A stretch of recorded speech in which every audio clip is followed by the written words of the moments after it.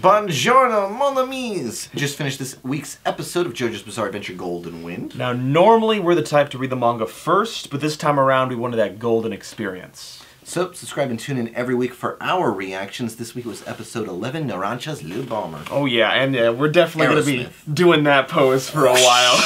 Oh yeah, I love that they just keep using it in the anime, because I'm sure it showed up a couple times in the manga, but it's clearly cool as fuck. Yeah, there's a lot, it's interesting, this episode had a lot of little animation touches that were, I could tell, definitely like decisions by David Production. I mean, I know we talked about finding out that a couple of the other scenes from last episode, like the hit David. Squads, like kind of like their little group shots thing. Apparently that like wasn't really in there, so they are adding a little bit. And I think some of the zoom ins and zoom outs of Fuga, what was his name? Formaggio. And like, I will take back last week. I was kind of like, yeah, I don't need to know who Formaggio's name is. Like, he's not whole horse. He's not coming back. This episode, he kind of made like himself like kind of a little cooler. Oh yeah, like, I was gonna say we're not gonna remember Condom Guy's name, but this guy he was pretty legit, and they really, because you know when they introduce a villain and they're like, oh, he's like a sadist, and you're like, well, okay, aren't all bad guys kind of, you know what I mean? They didn't really, it's always like, oh, well, yeah, but they really twisted him a little bit. They made him really, I think even at the end where he was like, yeah, no. Yeah, he has that like monster, like, you know, out of the water, like double death thing he has to do. And then the whole spider thing was just really, which I love. I mean, we talked about how much we love the like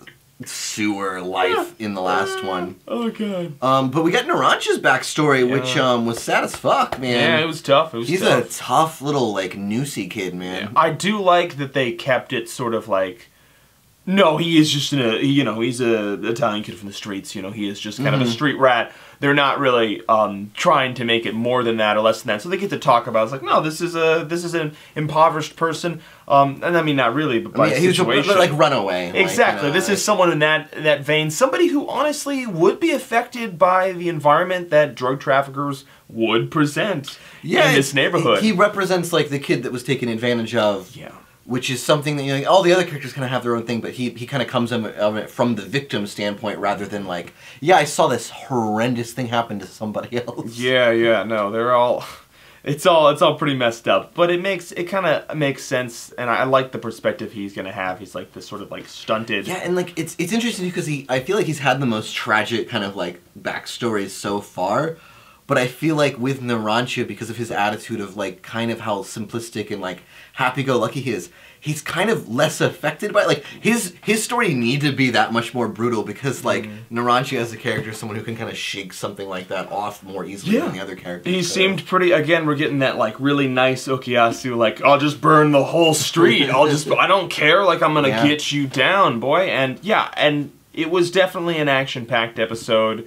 I like the little standoff they had there. I like all there was actually clever ideas with the carbon dioxide and the, you know, like the hooking everything. It all made sense. The art on the fire looked beautiful. Oh yeah, they got a little purple thing. But what I really liked was how tight the squad got at the end there. Like, he comes back and they start talking about, you know, the situation and like, Jono's just like, yeah, I'm just gonna call it, like, we're gonna get a call soon. Like, I should be the boss the way I can call what bosses do. It's interesting though, because like, Giorno, like, you know, has that moment, but like, we just got another just backstory that was like, yeah, these kids are really, like, really in it for Bruno. And like, that power dynamic, how it's gonna shift from Bruno to Giorno, like, because like, Giorno and Narancia really didn't get closer in this like, little mini arc we had here.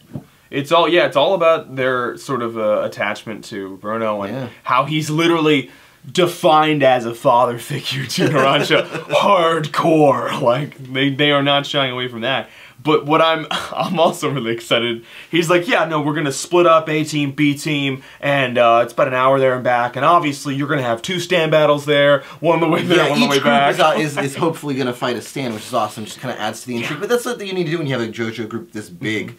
You got to split them up. Yeah, and it looks like that's going to be the tune of this whole series. I mean, we're just going to get into another one and another battle, and this was, because that's the thing we were talking about, this was a meaty battle. This was brutal. This wasn't a one-off off Stardust Crusader Narancia style. just bare fist fights a spider. Yeah. Like, oh yeah. Hell yeah. With a shard of glass. Like, it was hardcore, and, you know, he didn't go down easy. These Hitmans, and this is, like, arguably the most trashy one. He's got what's considered by the group the dumbest ability. Right, yeah. So he's considered kind of the weak one, and, you know, he gave a hell of a 3-episode fight, you know, like tooth and nail, man. So and that's kind of what we like, kind of like, you know, feel from the series. It looks like it's gonna be kind of big battle to big battle to big battle, which is awesome. And hey, as long as the pacing is done the way it is, we're getting backstory and we're getting things like that. I like that. This episode was very good about building up a lot of tragic tension and then real tension. Yeah. I was in that bottle with that Spider-Man. I was like we're over that hump too, where like it's just Fugo's backstory is left, right? So then like once that's done, it's like no, we're moving full in as a group. I guess there's Trish. Yeah. And then we might get more snippets of everyone's backstory again and again. I don't know if that's how it's gonna work. Or then maybe the dynamic will change again. All I'm happy about is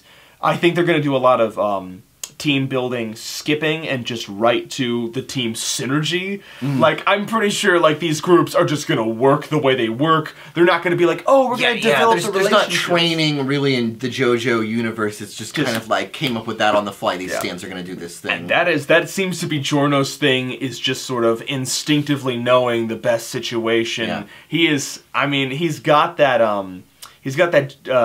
Joseph Joestar kind of cockiness, but he's also just got that placid seriousness where he's like, no, this is, it's good. Like, I'm not worried at all. You know, I'm not even going to brag about it, though. You know, I'm going to keep all the cards and then take your hand, too. I don't, you know, got nothing for you.